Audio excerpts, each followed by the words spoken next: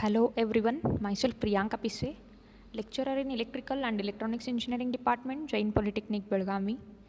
The video is mainly based on the subject DC machines and alternators, which is allotted for third semester Electrical and Electronics Engineering students with the subject code 15EE31T. In this video, we are going to study Unit 1, that is DC generators, its construction and the working. In this video, we are going to study the EMF equation of C generator.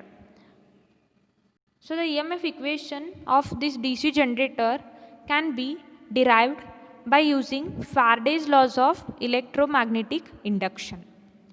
So, let flux or phi be the flux per pole in the Weber, Z be the total number of armature conductors, P will be number of poles, A will be the number of parallel paths in the armature, and N will be the rotational speed of armature in RPM.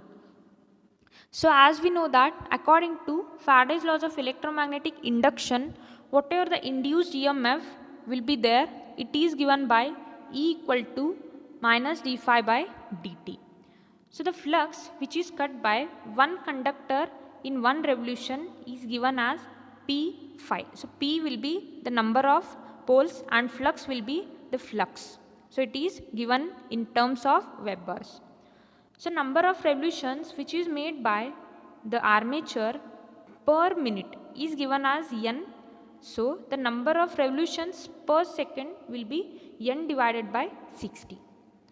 Therefore, the flux cut by each conductor per second equal to P phi into N divided by 60. So, the average EMF induced in one conductor is given as E equal to P phi into N by 60.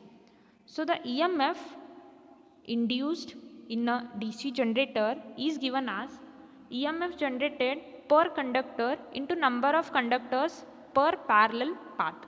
So, as we know that EMF generated per conductor is equal to P phi into N by 60.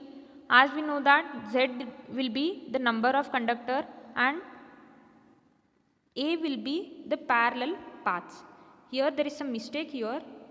This P parallel paths are given as A.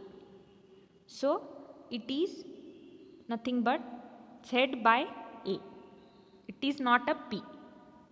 So, the EMF of the DC generator is given as P phi Zn divided by 60 into A, where this P is given as number of poles, flux be the phi, Z is given as number of conductors, N is the speed in RPM, 60 is constant and A is nothing but the parallel paths. So, there are 2 points we have to consider here. In case of wave winding, the number of parallel paths are equal to 2, and in case of lap winding, the number of parallel paths are equal to the total number of poles. So, this is the EMF equation of a DC generator. So, I hope you have understood the EMF equation of DC generator. So, in this, EMF is directly proportional to the poles, flux, Z is nothing but the conductor and the speed, and it is inversely proportional to the parallel paths.